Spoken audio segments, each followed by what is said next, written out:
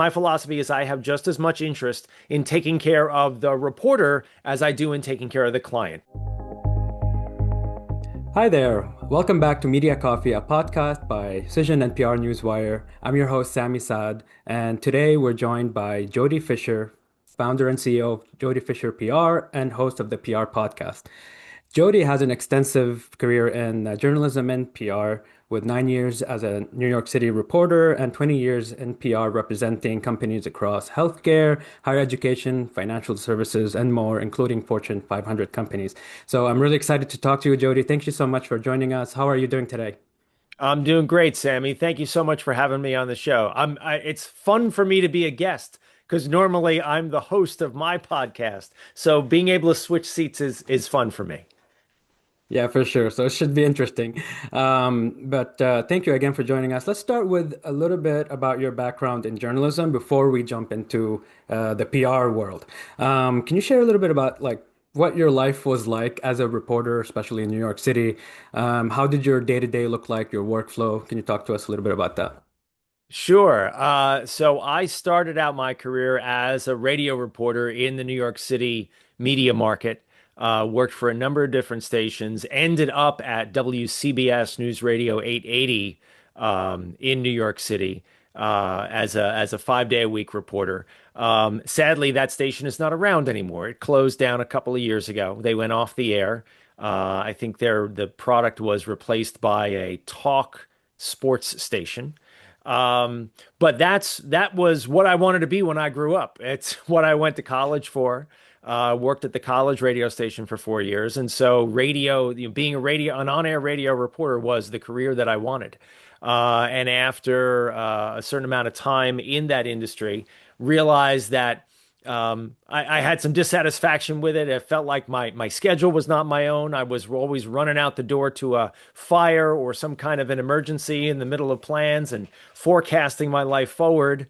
I was saying, do I really want to, have this kind of life for the rest of my life? And segued into PR in 1999. Was there anything else that like prompted you to go to PR or, because it's, I like to ask this about people, what prompted you to join PR and, did you know about it before? I mean, obviously you were a journalist, so you've received a lot of pitches. And so is there any other thing that kind of motivated you to join the PR world? I was actually absolutely familiar with what a PR person did. And I Mhm. got, like you said, I got, news releases and pitches and event invitations, all kinds of things to cover as a reporter. So making the jump into public relations was really kind of like, jumping to the other side of the desk, and still using all of my journalistic skills and abilities to tell stories. And I like to say that's what I still do. I kind of function as a storyteller and as a reporter, but on behalf of my clients now, rather than on behalf of any particular media organization, a radio station, TV, newspaper. I still tell client stories. I just do it on behalf of the clients now. But I do it, and I always keep this in mind, with the interest and the needs of the reporter who I'm trying to get to cover the story in mind.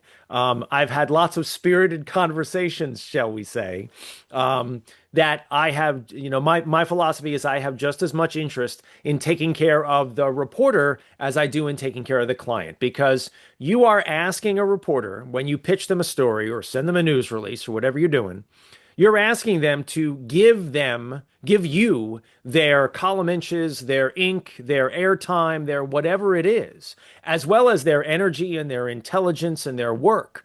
The least you can do is give them the stuff that they need to write the story you're asking them to write. And so it's really important. And I think that the best PR people have some kind of journalistic background because they understand the needs of the reporter, of the editor, of the newsroom. They understand what goes into a good story. For each individual outlet, because even though outlets many of them will now, they all need video, they all need photo, they all need information, not like it was back in the dinosaur days when I started out. Um, Giving them the stuff that they need to take care of the audience and tell the story that they want to the audience that they take care of is really, really important. Yeah, I agree. And it's one of the challenges that I hear a lot from journalists themselves that, the pitches that they receive are rarely relevant to what they're reporting, and that PR professionals should try to do more just research, at least just to find out what the reporter is writing about, what they're pitching, what their beat is. Even in fact, when the recent State of the Media report that Cision came out with, I think it was less than like a quarter of pitches are relevant. But yeah, let's focus on a little bit about like the journalist workflow. I really want to know, since you have a lot of experience there, how do journalists determine or pick up the pitches or the press releases to investigate? What are their processes like? What tools maybe they use? Is it do they rely on just emails? I mean, I'm sure they have a network of experts. Can you talk to us a little bit about that, just so that the PR professional can kind of understand what the workflow of a journalist looks like, especially now? Sure. So I like to think of it this way. Reporters make decisions on what they're going to cover based on two basic criteria, either geography or subject matter. So a reporter is either a geographically focused reporter. Think of your daily newspaper writer or your local TV station reporter or your local radio station reporter. They're serving a particular geography. So they're looking through the lens of where does my audience live? And is this information geographically relevant to that audience, right? So I'm on Long Island, just outside of New York City. I'm not gonna, if I'm living, I'm not a reporter in Long Island is not going to do a story about something in Los Angeles, as an example, right? Why? Because it's not relevant to the geography that they serve. Subject matter, same concept.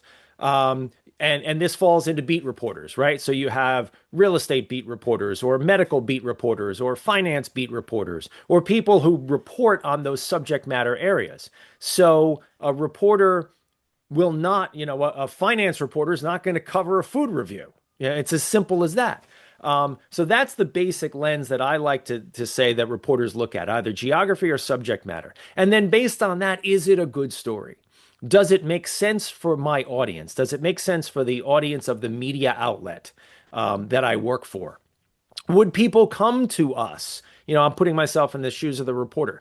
Would people come to us for this information? Does it make sense for me to be reporting about this? Because if it's not a match, they're just not going to bother. And reporters have no end of pitches in their inbox. Hundreds of pitches coming in a day. And if you're on the assignment desk, literally thousands of pitches and news releases and media advisories coming in every single day. So it's very easy for them to say no. They take the top 1% or 5% or whatever that, special number is. And they report on that stuff. And then they also just gravitate to the stuff that's accessible to them. If they like a story and they reach back out to the PR person or whoever sent them the media advisory or the pitch or whatever, if that person gets back to them, they're probably going to go and do that story. If they don't, they're on to the next one. So we have to be, as PR people, I think, really, really attuned to one, the reporters and the needs of the reporters and the outlets that we're pitching. And then two, we need to be responsive when they come back to us and say, yes, we'd like to do that story. Now, sometimes that's inconvenient because it's, the local TV reporter saying, okay, I don't have a story to report on today. I'd like to do the story you pitched me a week and a half ago. Do you have that person available today? Well, that's when you have to throw on your Superman or Superwoman cape, and you've got to make that story happen that day. And you've got to motivate your client to say, make yourself available today. This is the story we pitched. This is the coverage we wanted. You need to make yourself available today. We need to execute on this story idea.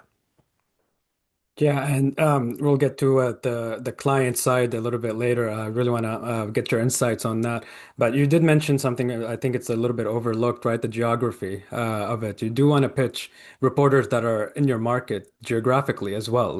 That's something that's, a lot of people overlook. You can't just like pitch a reporter from a different country and expect them to like, pick it up and share your story to an irrelevant audience unless you have some business there. But anyway, what last question about journalists?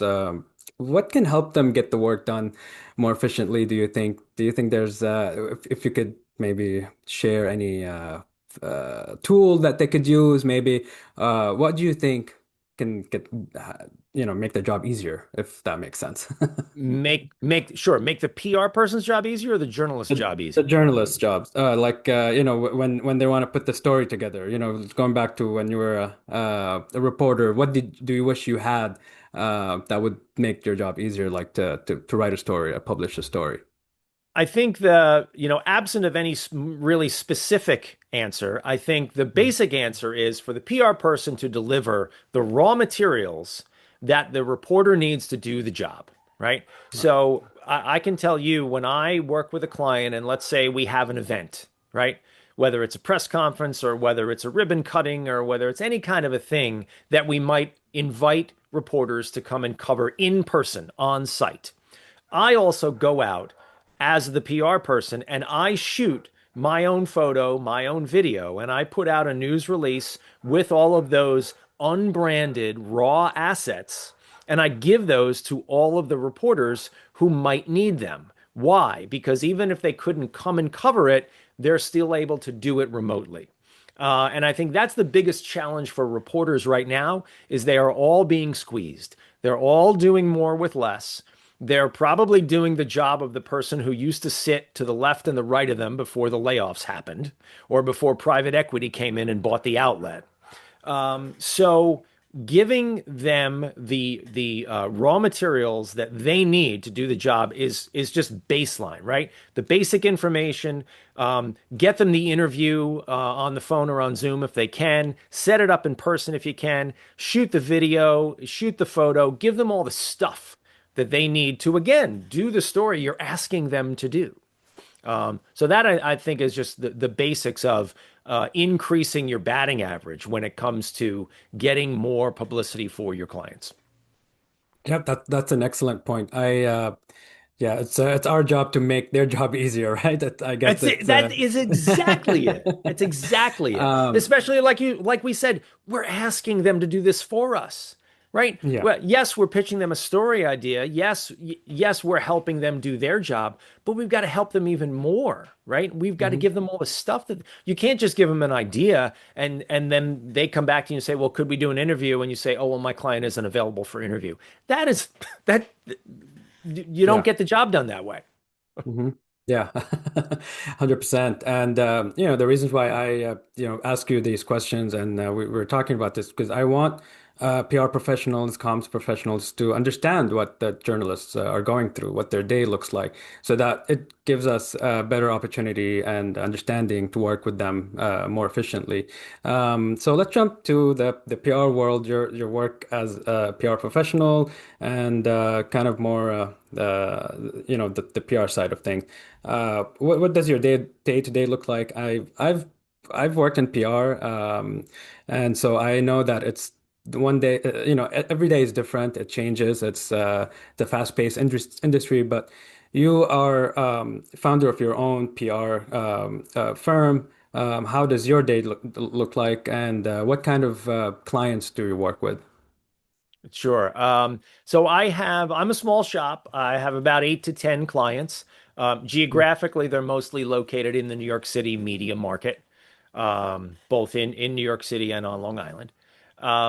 My day to day, like you said, is sort of different, depending on what day it is. And so I find the best thing that I can do is to be really intentional and organized about what I'm doing. To use lists and I use, the reminders app in my computer to keep track of all the things I need to get done on a daily basis and kind of tick them off as quickly as I can. I'll say that I get started as early as I possibly can. Usually that's around 8 o'clock or so after I've got the kids out to school and everything else. Um, and I just move through my day as efficiently and intentionally as possible. It can be anything from writing press releases to doing research to pitching reporters, creating social media, going out to an event, like I said, and shooting content, bringing that back, getting that out to media outlets.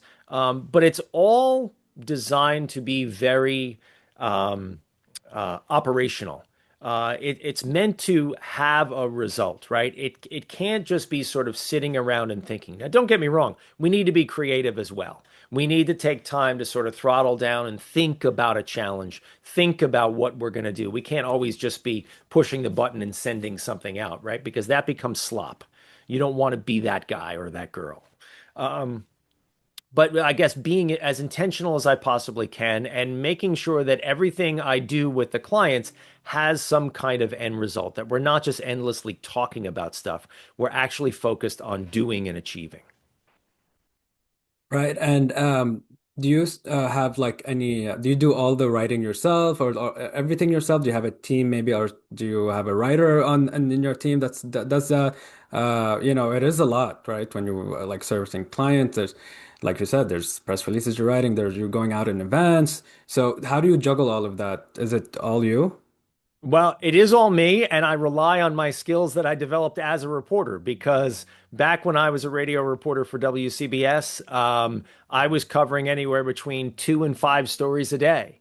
And those were geographically located in lots of different places. So I would literally be covering a story, driving to the next one, doing that one, filing them both, circling back and doing something else. Now, that could be on a Monday, right? On Tuesday, I may be just be working from my home studio, right, and not have to go out anywhere. It comes down to your organizational skills, and it comes Yeah. down to you. I think managing your time really effectively and being realistic about what you can achieve in any given day, and also being realistic with the clients. Helping them understand that look, we are not going to work on 20 things at once. And I have the random number of three. Okay, we're working on 3 things at any given time. And then I focus even more and I say, what's the one thing we're going to do this week? What is the one story we're going to make happen this week or that we're going to work on this week to make happen next week? I think the big trap is trying to work on too much at once. Because clients can't focus on 20 stories at once, right? We can say, okay, this thing is going to happen in a month and a half, so we need to get ready for that. But in the meantime, what's the next thing that we're going to do? What's the thing that we're going to act on that is going to yield the positive result and the publicity that we're going for? So really, I think just boiling it down and making sure that whatever we're working on is going to have that outcome that we want to get. Right, right. And have you worked before founding your own agency? You've worked with other agencies, or did you just start your agency right off the bat when you Oh, jumped into oh no. PR? No, I've worked for other people for 25 years. I've been Right, in-house and at agencies, right. both. I've always liked agencies better because you get to throttle back and forth across lots of different subject matter areas and lots of different Mhm, clients, right? And I've worked mhm, for clients like in New York City, the Intrepid Sea, Air, and Space Museum. We now just the Intrepid Museum. We brought the Space Shuttle Enterprise to New York. That was a project that I worked on. It was so much fun, especially for a space geek like me. mhm, I worked with Friends of the High Line, which is for those who are familiar, and I think the whole world is familiar now with the High Line. That's the elevated railway park on the west side of Manhattan. I worked with them to build that up and to open that to the public. Worked with Larry Silverstein at the World Trade Center to rebuild that entire complex and do the publicity around all of that. So lots of big clients, but lots of small and mighty clients as well. And they're all equally important, at least I think so, because what they believe in what they're doing. And they are passionate about what they're doing. So it's our job to drink a little bit of that Kool-Aid and be passionate along with them and get them to the finish line that they want to get to. That's very interesting to hear about who you worked with and the big client that you worked with. I uh, I wanted to ask you if you could, could change anything about the dynamic of PR teams. If you could redesign how PR teams or agencies operate, whether it's like the meeting, the structure, the workflow, what would you change about it? Oh, wow, that's an interesting question. I'm not sure I've ever thought about that. I, I'll kind of give you a gut reaction. PR does not have to be that complicated. I think we as an industry, we as practitioners, might have a tendency to overcomplicate the work that we do. It's nothing more complicated than developing a good story, accumulating all the assets you need to tell that story, putting together a little bit of a plan, and then reaching out and starting putting the ball in play. Now, don't get me wrong, there are enormous campaigns that are far more complicated and need to be, and need, you need to have all the working parts ironed out before you go reaching out. But day in, day out publicity, at least the stuff that I do, it's very, very straightforward stuff. I never use the word easy because that implies that, anyone can do it. There is skill to what we do. There is, a practice to what we do. Um, but I think more than anything else, and I think that's across industries, people tend to overcomplicate things. It's not that hard. It's just, it's Yeah, getting yeah. publicity, guys. It's Hmm. not that, Hmm. you don't have to make it that complicated. Yeah, it's basically just storytelling, and you're telling the story to the right audience. I mean, that's pretty much the essence of it. There are so many different PR agencies of all kind of sizes, and I guess my next question would be, who needs PR? Not everybody needs it. Maybe No, certain you're wrong. companies, Everybody, maybe everybody everybody needs it. does. And here's why. And here's why. Yeah. And okay, AI, right? LLMs are teaching themselves every millisecond of our day, right? What are they teaching themselves? It used to be Google search, right? We want to rank high in Google, and news coverage helped you do that. AI is now learning from news coverage. They're learning from your website, they're learning from your social, and they're learning from your news coverage. So the more intentional and the more active you are getting positive publicity about your organization, the way I say it, who you are, what you do, and why you get out of bed in the morning, you are teaching the machines how to talk about you.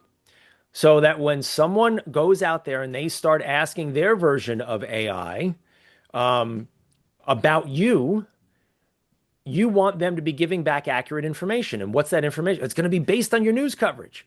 So, yes, everybody should have PR. Now, you don't have to hire a me or a gigantic agency, that you pay $20,000 a month to do it. But you should be out there getting regular news coverage of what you do on a regular basis. It is the most effective way to spread the word about who you are, what you do, and it's the most effective way to now be teaching the robots how to talk to you forever and ever until the next version of robots comes along. Yeah, 100%. And in fact, I think some of our research shows that yeah, a lot of those AI agents, the ChatGPT, the Claude, they're sourcing a lot of that information from news articles as well as from press releases and PR Newswire as well. And it's why So, your website should have a news or a blog section as well, mhm. because the AI is scraping that stuff as well. It's Yeah, learning from that. So yeah. teach those agents how to talk and think about you. Yeah, 100%. And on that, just again, the State of the Media report, they mentioned that 66% of journalists rely on PR provided content, including press releases, pitches, media kits for story ideas. Why do you think now more than ever journalists are relying on PR provided? You kind of touched on it a little bit because of the AI, but what do you think? Why do you think that is? Why do you think journalists are relying more on PR provided content? Journalists are in the business of gathering information, verifying that information, make sure it's factually accurate, and passing it along to their audience, whatever their audience is, their newspaper readers, their TV station watchers, and more these days, their digital audience, right? Whether you're on the web, or you're on social, or whatever. So if it comes from a press release or it comes from a pitch or it comes from some other source, that's great. It's the reporter's job to assess that information, to verify it is factually accurate, to do their digging and do their due diligence the way I used to, the way all reporters do, and then pass that information along. So I think, I mean, there's the old argument about our press release is dead. No, they're not dead at all. They're a source of information for reporters. Now, if you expect your press release to get printed just the way you send it out, that's where you're wrong. But reporters use press releases as a basis of a story idea, because then they take those story ideas into their editorial meetings and they talk with their editors and everybody else around the table and they say, "Hey, here's this thing that came across my email. What do we think about this?" And that jump starts the conversation about, are we going to cover it? How are we going to cover it? And what are we going to do about it? So absolutely use those. Now, the other thing that reporters really rely on, and this is where good PR practice comes into play, reliable sources of information. And so, as a PR practitioner, you need to be sending out factual, verifiable, non dramatic, non superfluous information to the reporters that you're contacting. So get rid of all your superlatives in your writing, the best and the greatest and the way a particular president likes to talk. Um, Rely on facts, rely on things that can be verified, right? I mean, I've done a lot of work in real estate and construction. Um, you know, Give them the square footage, give them the lease terms, give them the whatever, how tall the building is or whatever it is. Give them the facts that they need to turn it into a story. Um, and give them things that they can verify, that they can look at you and say, oh, this person is a good source of information. I'm going to continue to listen to what they say, to use what they say, and to interact with them. Because the opposite is, this is fluff, this is garbage, I don't want this. And then the worst is you get blacklisted. Yeah. And that's just the Yeah. kiss of death for a PR person. 100%. I do want to. I could talk to you all day, but and ask you questions because this is the great insight that you're providing. One last question about AI. How do you use it? How do you use it? What do you think about it? And how is it going to change PR? I do use it. I use it as kind of like a first draft machine, right? Anytime I need to write something, I'll grab all the information that I have because it comes, let's be honest, right? Clients send you stuff in little drips and drabs and pieces, and here's this flyer, and here's that PDF, and here, look on the website, we talked about this. I grab all that stuff, I throw it into AI. I said, write me a first draft of this. It gives me back an organized set of thoughts that I can then take and put into, Word, and I can edit.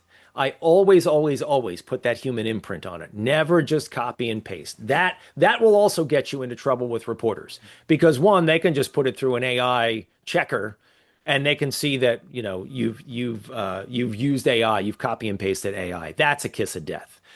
Also, AI is still highly inaccurate. I just got done with a conversation with a colleague who said that they caught someone, a colleague of theirs, using AI, and they referenced a different organization that had a similar name to theirs.